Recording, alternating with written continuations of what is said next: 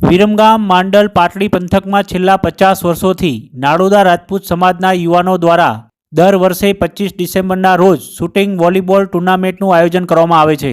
આ shooting volleyball ટુર્નામેન્ટનું આયોજન આ વર્ષે વિરમગામ તાલુકાના વણી ગામ ખાતે યોજવામાં આવ્યું હતું, જેના ઉદ્ઘાટન પ્રસંગે અમદાવાદ જિલ્લા ભાજપના મહામંત્રી નવદીપસિંહ ડોડિયા ઉપસ્થિત રહ્યા હતા।